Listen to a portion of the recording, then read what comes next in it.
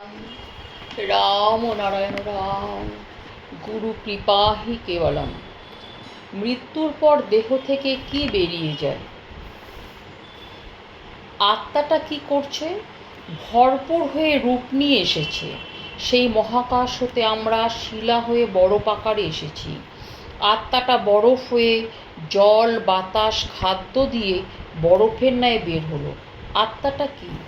এই বিরাট মহাচৈতন্য বরফ আকারে জমাট হয়। সেই সজাগ জমাট হলেই আত্মা হয়। সজাগ চিরকালই সজাগ, মৃত্যু বলে কোনো কথা নেই। সজাগ শুধু রূপান্তরিত হয়। মৃত্যুর পর আত্মা বের হয় এ কথা ঠিক নয়।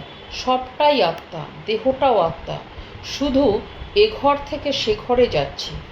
মৃত্যুর পর দেহে থেকে কি করে বার হয়? দুধে মাখন কণিকায় কণিকায় ছড়িয়ে আছে। সেই দুধ মন্থনে দলা বেঁধে মাখন হয়ে সেই দুধেই ভাসতে থাকে। তেমনি আত্মার ননিগুলো দেহময় ছড়িয়ে আছে।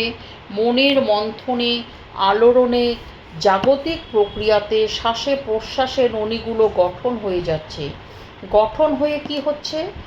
ক্যামেরায় যেমন ছবি উঠে যায়, একেবারে সজাগ ছবি উঠে যায়, তেমনি দেহে যা আছে তাই উঠে গিয়ে ফস করে সরে পড়ে, আর দেহটা তখন পড়ে থাকে। দেহটা যখন সমূহ বন্ধ হয়, বোমার বাজির মধ্যে যেমন রাম সীতা, রাধাকৃষ্ণ, ফুলের মালা এইসব থাকে, বোমবাজি ফাটলে যেমন তার ভেতর থেকে ওই ফুলের মালা, রাম সীতা, রাধাকৃষ্ণ বার হয়ে শূন্যে মিলিয়ে যায়, আর বাজির ছোবড়া নিচে পড়ে থাকে, তেমনি এই দেহটা যখন সমূহ বন্ধ হয়, অর্থাৎ দেহের বোম, ক্ষিতি অপ তেজ মরুদ বোম যা দিয়ে এই দেহ তৈরি, সেই দেহের বোম যখন ফাটে, তখন এর থেকে রাম বার হয়, কৃষ্ণ বার হয়, শিব বার হয়, আবার অসুর বার হয়। কী রূপ যে বার হবে তা বলা যায় না। কাকও বার হতে পারে, বিড়ালও বার হতে পারে, কুকুরও বার হতে পারে। বার হওয়ার পর ছোবড়া পড়ে থাকে।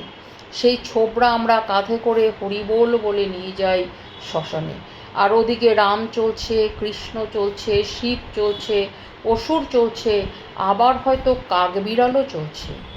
আবার শুদ্ধ সত্যরূপে ভগবানও বার হতে পারে। বার হয়েই রূপ নিয়ে নেয়।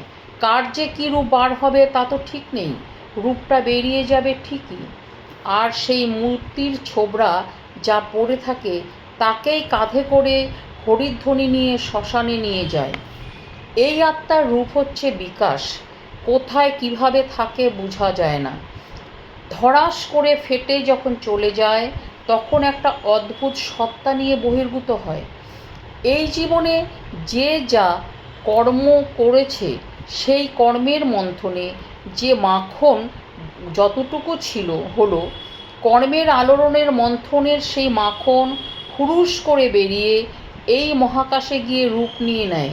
মৃত্যুর সময়েই তা বার হয়। সমাধিতেই এটা হয়। স্বপ্ন হচ্ছে অল্প সমাধি, মৃত্যু হচ্ছে চরম সমাধি। চরম সমাধিতে চিরন্তন জাগ্রত জীবন্ত ফটো উঠে যায়।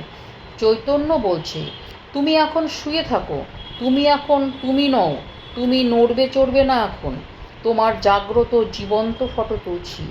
কাপড় পরে ছিলাম এতদিন, এখন দেখছি সব ছেড়ে দিয়ে নতুন দেহ নিয়ে যাচ্ছি। এই হলো আত্মার রূপ। আত্মার মৃত্যু নাই। মৃত্যু কোথায়? মৃত্যুটা মৃত্যু নয়, এটাও একরকম জন্ম। যখন জন্ম হয় তখন যেমন হুঁশ থাকে না, মৃত্যুর সময়ও তেমনি হুঁশ থাকে না। একটা জন্ম নিম্নমুখী, আর একটা জন্ম ঊর্ধ্বমুখী, দুটোই জন্ম। এখানে যেটাকে মৃত্যু বলা হয় সেটা তবে কি? যেমন আমি যদি পিসিমার বাড়িতে যাই, তখন আমাকে কেউ ডাকতে এলে পিসিমা বলবেন, ও তো এইমাত্র এলো। আবার মামিমার বাড়িতে গেলে সেখানেও কেউ ডাকতে এলে মামিমা বলবেন, ও তো এইমাত্র এলো। যেখানেই যাই সবাই বলবে, ও তো এইমাত্র এলো। সব জায়গাতে এলোই বলবে। আমি যে বাড়ি থেকে গেলাম সেখানে খোঁজ করলে বলবে, তিনি এখানে নেই, মাসিমার বাড়ি গেছেন এবং সেখানে আছেন। তাহলে আমি আছি এক জায়গায় না এক জায়গায়। গর্ভে যখন তোমরা ছিলে তখন কুর্ম আকারে ছিলে। এই ছিলে কথা যখন আছে তখনই প্রাণ আছে বুঝতে হবে। আবার গর্ভে যখন ছিলে তার আগে নিশ্চয়ই কোথাও ছিলে, তারও আগে অন্য কোথাও ছিলে। না থাকলে এলে কি করে? যার প্রাণ থাকে সেই আসতে পারে এবং যেতে পারে, প্রাণবিহীন হলে যেতে আসতে পারে না। তাই যখন মৃত্যু হয় তখনও প্রাণ থাকে, তাই সেটা মৃত্যু নয়।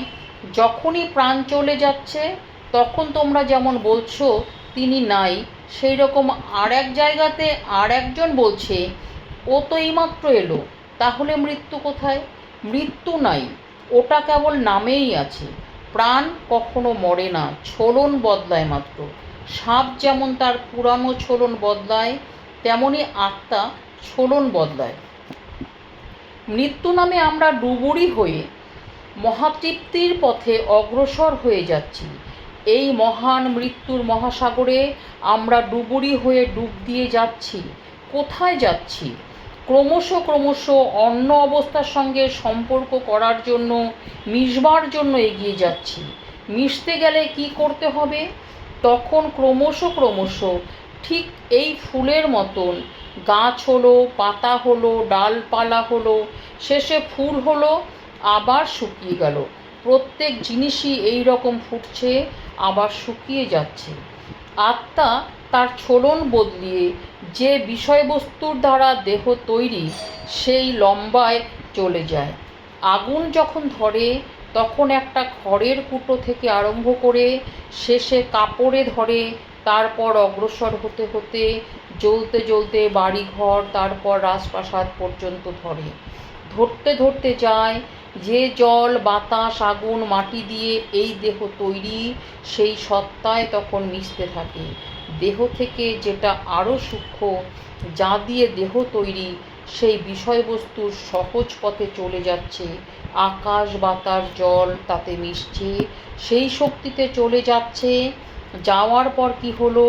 শরীরটা এখানে পড়ে রইল, এটার আর বোধভাষ্য কিছু নেই। বোধ শক্তিটা তখন আত্মস্থ হয়ে নির্বাণ নির্বিকল্প হয়ে রয়েছে। কেন রয়েছে?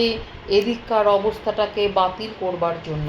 এইভাবে মহান পথে অগ্রসর হতে হতে তারা নির্বাণ নির্বিকল্প হন, ভগবান হন। রাম নারায়ণ রাম, রাম নারায়ণ রাম, গুরু কৃপা হি কেবলম।